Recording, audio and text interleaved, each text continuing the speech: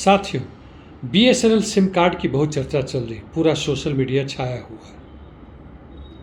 और जहाँ तक लोगों की बात है जो इसका इस्तेमाल कर रहे हैं या जो अब चेंज कर रहे हैं जियो से एयरटेल से, वो इसकी बातें भी कर रहे हैं कि हम लोग अब बहुत हो गया। जहाँ तक इनकी बात है, ये लोग हमें लूट के कंगाल बनाने पर लगे हुए हैं।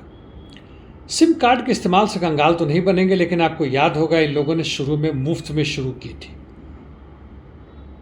फिर कुछ सस्ते से दर पे देना शुरू किया था, महीना का, 3 महीना का। महीना मतलब 28 दिन, 3 महीना मतलब 90 नहीं 84 दिन, ऐसे कुछ 100, 200, 500, शायद अभी 700 के आसपास घूम रहा है।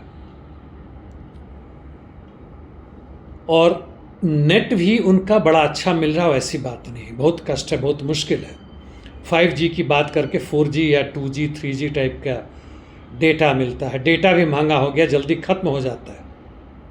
यदि आपने 30 दिन का चार्ज करवाया है, रिचार्ज करवाया है, तो 30 दिन के बाद आपका आउटगोइंग तो ख़त्म ही हो गया, इनकमिंग भी ख़त्म हो गया। हालांकि पूरी ज़िंदगी का लिया हुआ है, इनकमिंग क्यों ख़त्म होगा?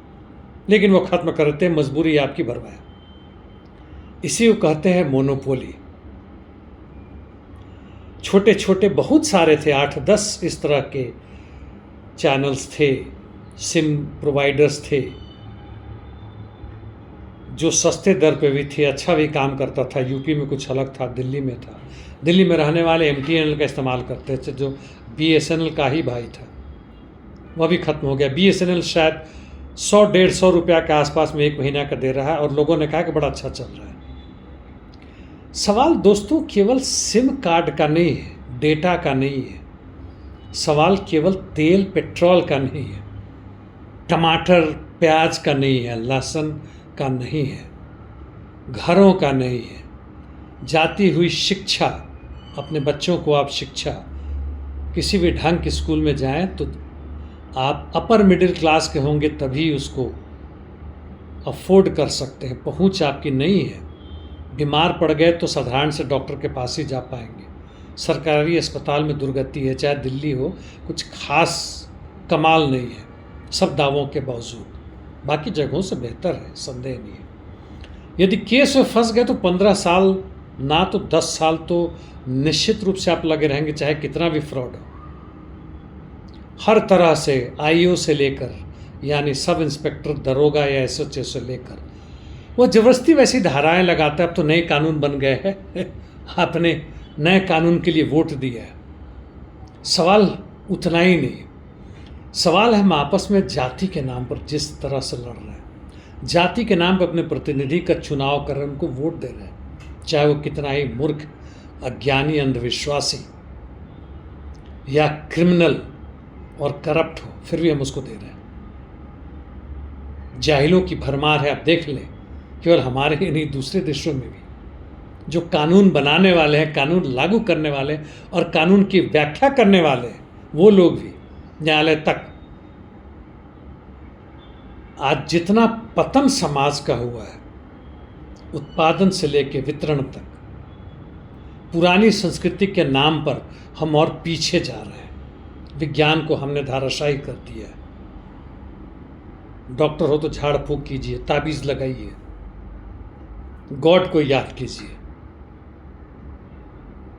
हर जगह कहीं भी प्रशासन, पुलिस में एक भी ईमानदार नहीं मिलेगा। न्यायालय में दलालों की तो मतलब लाइन लगी हुई है। कुछ ऑफिशियल दलाल है, कुछ अनऑफिशियल है। शेयर मार्केट, रियल एस्टेट, ये सब अनऑफिशियल दलाल है जो आपको लूटते हैं।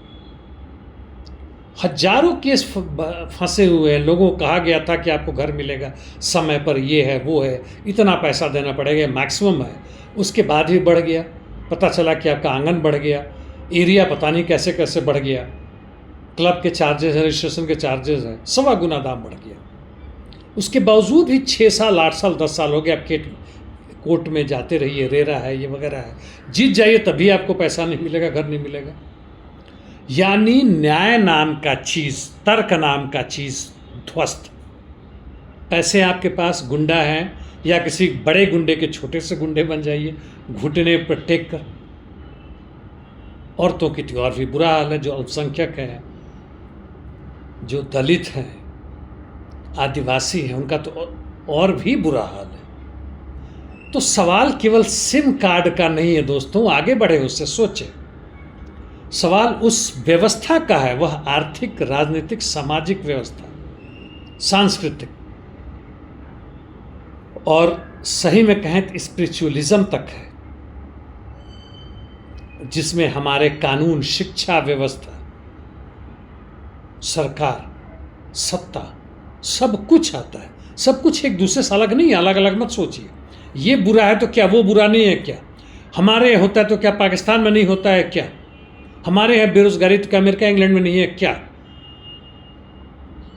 यदि चारवाक का नाम सुना है, चारवाक दर्शन का नाम सुना है, तो कहते हैं कि सब चीज़ों को मिलाकर सोचिए, दिमाग में थोड़ा सा उसकी खिड़कियां, उसको खोल कर सोचें, और किसी गॉड के सहारे नहीं, जो भौतिक परिस्थितियां उसके हिसाब से देखें कि क्या हो रहा है, कौन आपको लूट रहा है, क्यों लूट रहा है, क्यों आपका शोषण करके। वह आज हमारे देश में अर्थव्यवस्था बढ़ रहा है, फिर भी हम गरीब ज़्यादा होते जा रहे हैं, बेरोजगारी बढ़ रहा है, शिक्षा, स्वास्थ्य, घर हमसे दूर जा रहा है, क्यों? सारी व्यवस्थाओं को मिलाकर सोचेंगे तो लगेगा कि भाई आधार जो है, जो अर्थतंत्र है, उसमें कुछ गड़बड़ी है, और कुछ नहीं, भयानक गर्मी है। लूट रहे हैं, फिर भी हम लूटने वाले की प्रशंसा कर रहे हैं, उसके तलवे चाट रहे हैं, मजबूरी में कर रहे हैं, बात अलग है, लेकिन जान में उसकी कोशिश से भी कर रहे हैं, और हम बदल नहीं सकते, क्योंकि हम अलग अलग लड़ रहे हैं। हम अपने आप को मजदूर नहीं मानते, किसान नहीं मानते, इस देश के वो मेहनतकश आवाम नहीं मानते हैं जो इस देश की पूंजी बढ़ाती है, धन व्यवस्था बढ़ाती है, लेकिन कुछ 100-200 लोगों के हाथ में जा रही है। उन्हीं के लिए पूरी सरकारी तंत्र काम कर रहे, सारे विभाग काम कर रहे हैं। यह जब हमारे समझ में आने लगेगा, तब रास्ता भी दिखेगा कि कैसे हम इसको बदलें, और लक्ष्य क्या होना चाहिए, और क्यों हमारे लिए एकताबद्ध होना जरूरी है, जाति धर्म छोड़कर, क्षेत्र छोड़कर, भाषा छोड़कर, लिंग छोड़कर। तब हम शायद नहीं, अवश्य रूप से कुछ कर सकेंगे। धन्यवाद दोस्तों।